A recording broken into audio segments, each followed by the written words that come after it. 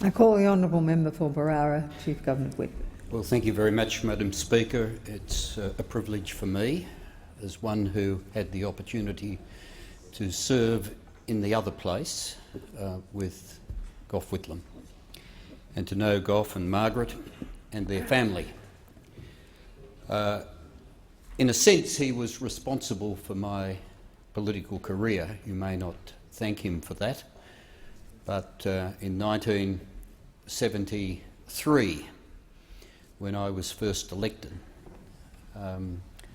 it was a by-election to succeed Nigel Bowen, who'd been a candidate for leadership of the Liberal Party and lost to Billy Snedden. And Gough, I think, wanted to ensure that I was elected. He deigned to determine the issue of a site for Sydney's second airport. And he told the electors of Parramatta that the nearby suburb of Galston, which is presently in my electorate of Barara, would be the site for Sydney's second airport. I must say it gave me a great deal to campaign on, and I've always been grateful for Gough's support. He has been equally generous. I haven't heard the word uttered, I think, except once today. He used to see me and my wife at social events from time to time, and I think he used the word more often for her than me, but he would refer to comrade. I think that meant that I had at least developed a useful and working relationship with him. I saw a man tremendously committed to this nation and its future, and all that has been said of him I witnessed. And you might ask, how did events unfold as they did? And I just wanted to reflect on this for a moment. He had been in Parliament since 1952. He served for some 26 years. He saw a government that had been in office for some 23 years. And you can imagine, when you'd worked on policy over a period of time and wanted to implement it, that you would be in a hurry. And I think Gough Whitlam and his colleagues, after 23 years in opposition, were in a hurry. And I can understand it. But the consequences were that many of those matters that they wanted to address cost money. And it did have its impact. In the Parramatta by-election, those impacts were real. Higher levels of unemployment, high levels of inflation, significant borrowings.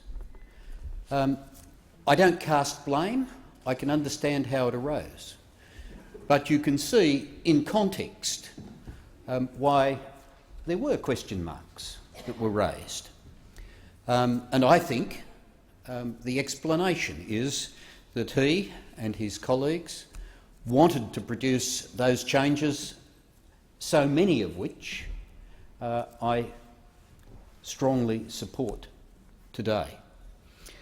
I see much of that continuing. Some mention has been made, and if I can acknowledge the member for the member for Watson and the member for Grayndler for their observations about cultural diversity.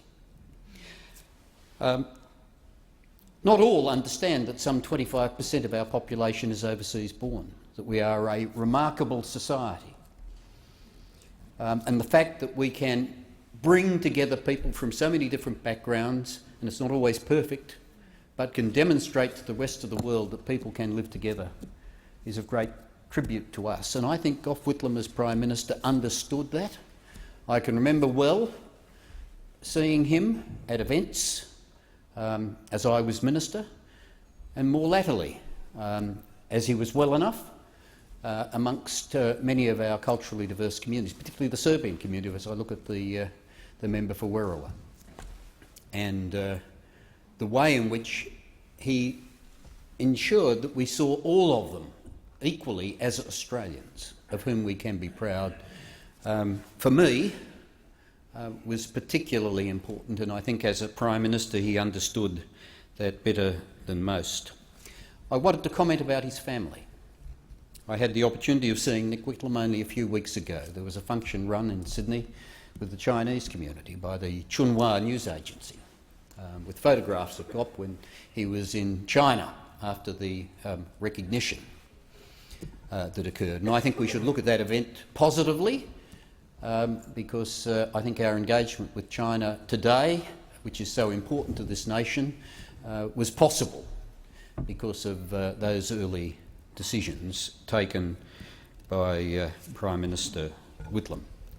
And there was an acknowledgement amongst the Chinese people that were there, and Nick was there to hear it, of that continuing benefit that Australia has seen as a result of his family's contribution. I want to conclude my remarks by speaking about his family.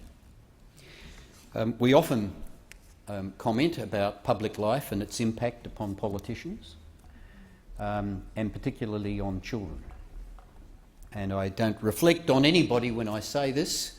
I want to reflect upon the Whitlam family, because I think they were part of the journey with Gough and Margaret. And I think it was great, as was mentioned by the member for Grainler, that Tony Whitlam was able to be a member of this parliament as the member for Grainler, that he had the desire and aspiration to play a part in public life, having seen it as close as he did.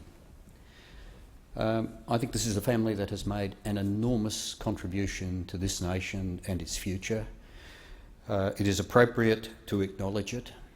I had the opportunity of being at the funeral of Margaret in 2012 and speaking to Gough on that occasion. It's a journey that we've walked together. I'm very proud to have known him and pleased to have this opportunity to be able to pass my thanks to him and his family for the enormous contribution they've made to Australia.